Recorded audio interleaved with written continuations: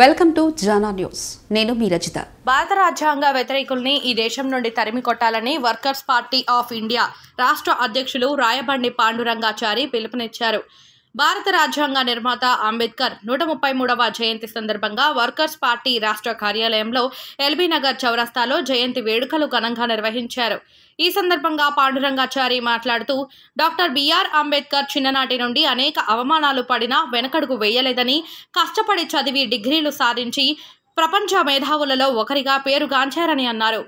దాస్య శృంఖలాలతో మగ్గిపోతున్న పీడిత వర్గాలను పరిపాలకులుగా చూడాలని అంబేద్కర్ కలలు కన్నారని, ఆయన కల వర్కర్స్ పార్టీ నిజం చేస్తుందని అన్నారు. ఈ కార్యక్రమంలో సీనియర్ నాయకులు వర్రే ఇస్తారి, జంగయ్య, రాములు, నల్లా జగన్, కప్పు యాదయ్య, పూజారి శ్రీను, రవి ప్రకాష్, బడే అజయ్ కుమార్, నిరంజన్, ఇస్మాయిల్, వర్రే ఇస్తారి, విజయలక్ష్మి, మురళి, పురుషోత్తం చారి, మల్లాచారి, రాజేశ్వరరావు, కంఠం సైదులు పాల్గొన్నారు.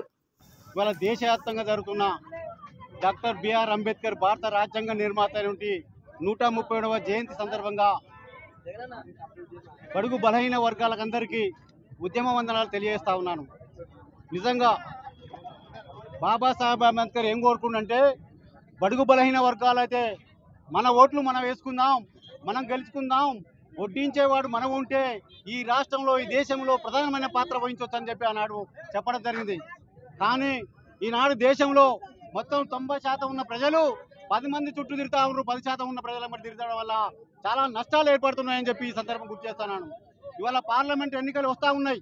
పార్లమెంట్ ఎన్నికల్లో చూస్తూ ఉన్నాం, ఇలా 90% మంది ప్రజలు ఇవాళ ఎటువైపు పోతున్నారో ఒకసారి మనం అర్థం చేసుకోవాల్సిన ఆవశ్యకత ఉంది. ఎందుకంటే ఇలా బాబాసాహెబ్ అంబేద్కర్ ఏం కోరుకుంటూ, రాజ్యాంగ నిర్మాత ఇలా దేశంలోని ఒక దిశని నిర్దేశించే ఒక చరిత్ర ఇలా బాబాసాహెబ్ అంబేద్కర్ ఉందని చెప్పి ఈ సందర్భం తెలియజేస్తా ఉన్నాను.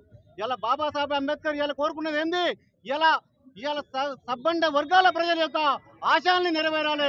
భారత రాజ్యాంగాన్ని నిర్మించింది ఆయన యొక్క ఆశయాల్ని నెరవేరాలి. కానీ ఇవాళ 10% ఉన్న ఎమ్మడి ఇలా 90% మంది ప్రజలు తిరగడం చాలా బాధాకరం. ఇప్పుడు ఉంటే నేను చాలా బాధపడుతున్నానని చెప్పి ఒక ఆశయం కూడా వ్యక్తం చేసిండు. ఏదేమైనా ఈ రాష్ట్రంలో ఒక పాత్ర ఘనమైంది కాబట్టి ఈ దేశంలో ఒక భారత రాజ్యాంగాన్ని పూర్తిగా అమలు చేయాలి.